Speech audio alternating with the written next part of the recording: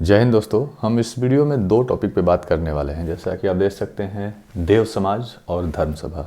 देव समाज और धर्म सभा ये दोनों भारत में ही इसकी स्थापना की गई थी। ये एक संस्था के रूप में कार्य कर रही थी।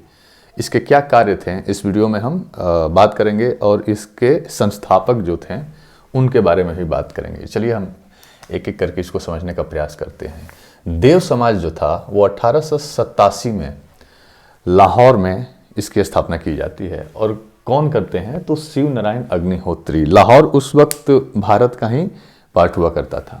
इसको ध्यान में रखते हुए चलेंगे, क्योंकि एग्जाम में हो सकता है कि भारत ही पूछ दे या मतलब कंट्री के हिसाब से अगर पूछे तो लाहौर में स्थापना होती है देव समाज की। इसका उद्देश्य क्या था?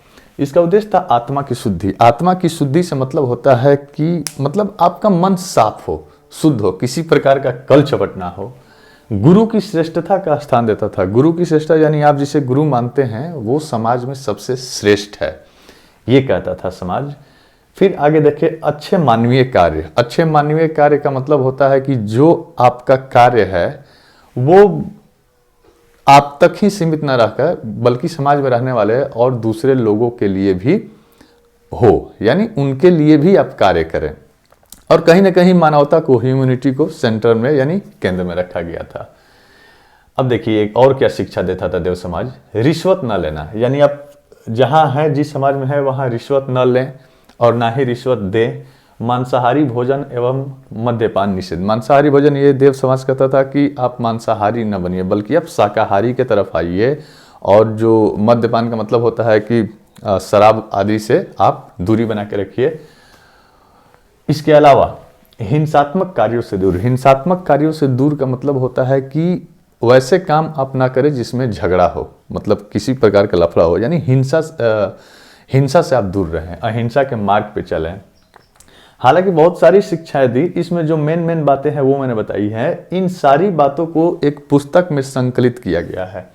उस पुस्तक का नाम है देवशास्त्र। लिखा हुआ है मैंने, इन शिक्षाओं को देवशास्त्र पुस्तक में संकलित किया गया है। हालांकि शिव नारायण अग्निहोत्री बाल विवाह के विरुद्ध भी आवाज उठाए थे। आप लोग जानते हैं कि बाल विवाह पहले कर दिया जाता था, बचपन में ही शादी हो जाती थी।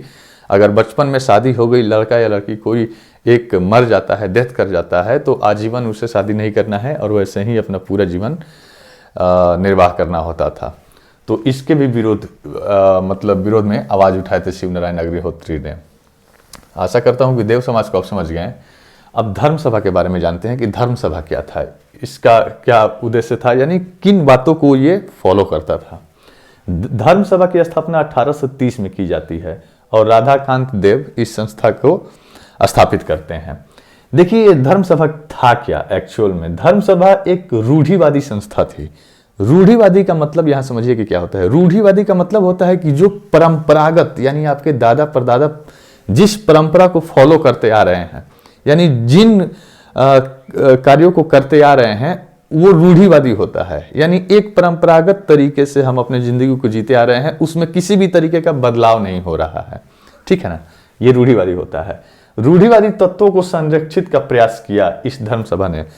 यानी कि जिस धर्म, मान लीजिए एग्जाम्पल के लिए किसी एक धर्म को हम मानते हैं, उसमें जो भी परंपराएं अपनाई जाती है उसमें किसी भी प्रकार का बदलाव ना हो और वैसे ही वो परंपरा आगे बढ़ते रहे, उसमें किसी भी तरीके के बदलाव का ये विरोध किया। बोला कि रूढ़िवादी तत्वों को संरक्षित रखना, यानी जैसे चल रहा है वैसे ही चले, इसमें किसी भी तरीके का बदलाव ना हो। आगे सती प्रथा को समाप्त करने का विरोध। इस बात से मैं सहमत नहीं हूं। अब आप लोग क्या सहमत हैं कि नहीं, आप अपना बात कमेंट करके बता दीजिए। सती प्रथा समाप्त करने का विरोध किया। सती प्रथा एक कुरीति थी हमारे समाज में। जब इसे समाप्त किया जा रहा था तो धर्म सभा में बोला गया कि नहीं, सती प्रथा को लागू रहना चाहिए, इसे समाप्त नहीं किया जाना चाहिए। विरोध किया था धर्म सभा ने।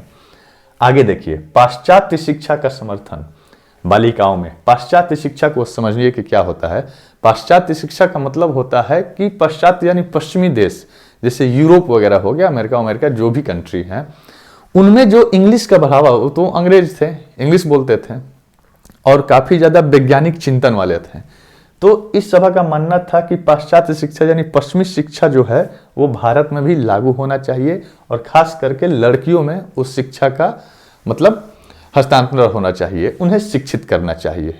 पश्चिमी शिक्षा से, इसका भी ये लोग समर्थन करते थे। तो 4 पॉइंट हैं, आसानी से आप लोग इसको मोटा मोटी एक ओवरऑल व्यू आपको समझ में आ गया होगा और देव समाज भी समझ में आ गया होगा। ज़्यादा इसके बारे में ब्रीफली एग्जाम में नहीं लिखता है, हालांकि अगर किसी भी सब्जेक्टिव क्वेश्चन में इसको डाल दिया जाता है तो मेन टॉपिक आपका यही रहेगा, इसी पे आप क्वेश्चन को संभाल के लिख सकते हैं।